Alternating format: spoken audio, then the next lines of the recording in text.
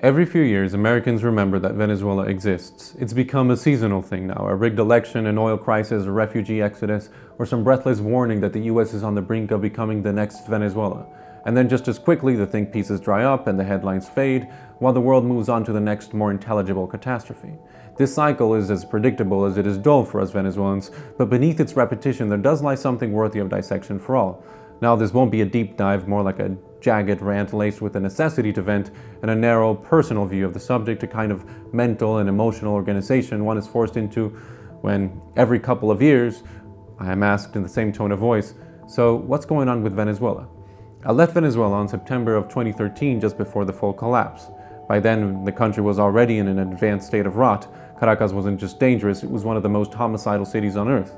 We had express kidnappings, a euphemism for the charming experience of being shoved into a car, driven to an ATM, and invited to donate all your savings in exchange for a vague promise of survival.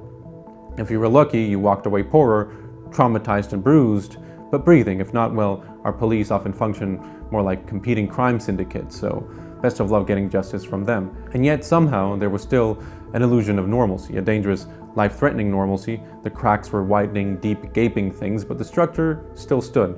And now, a decade later, after growing up there, even after watching it all unravel, I still hesitate whenever someone asks me to unpack what I think about Venezuela.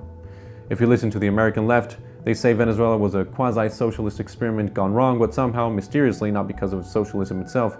And if you listen to the American right, Venezuela is merely a cautionary tale, a horror story they whispered to scare you away from universal healthcare. The reality, it's neither that simple nor that satisfying for any political ideology. And frankly, both narratives irritate me equally because this can only be comprehended historically. And if politicians cared enough about that, we know they'd be out of a job. I have by nature and by nurture a deep and abiding dislike for politicians, so don't ever expect any political loyalties from me. Venezuela's collapse wasn't just one bad policy nor one bad leader, it was a slow-motion car wreck, a symphony of corruption, authoritarianism, economic lunacy, and an oil addiction that turned into an oil curse. It's a story of a country that had everything, squandered it spectacularly, and then had the audacity to act surprised. You might have heard how, once upon a time, Venezuela was the richest country in Latin America. Caracas in the 1950s might have looked something like a Latin American Manhattan.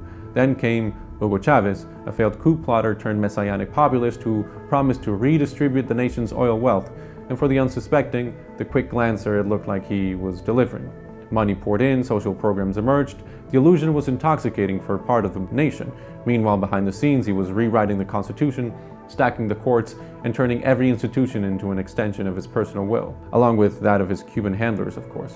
The moment oil prices tanked, so did Venezuela. Chavez didn't set out to build a country, he built a cult. His programs were specifically designed to do that very thing while also achieving a sort of a mortal dependency on everyone that touched these programs. Instead of building an economy, instead of investing in industry and education or infrastructure, Chavez spent lavishly, seized businesses, crushed dissent, and fashioned an economy out of chewing gum and nationalist bravado. By the time Chavez finally keeled over after an impressive amount of grape-powered New Year's death wishes, his successor and court jester Nicolás Maduro inherited a country already teetering on the edge.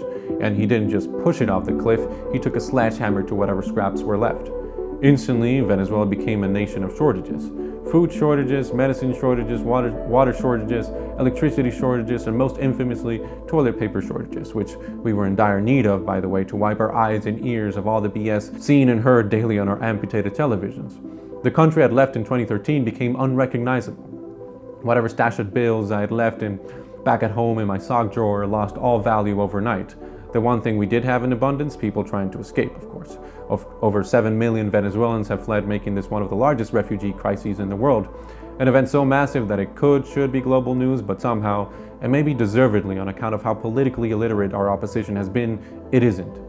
Imagine a country where a month's salary won't buy you a carton of eggs, where the government periodically erases zeros from the currency, not as a reform but as a desperate, laughable attempt to hide hyperinflation, where the ruling party hands out weevil-infested food rations with one hand and points a gun at you with the other.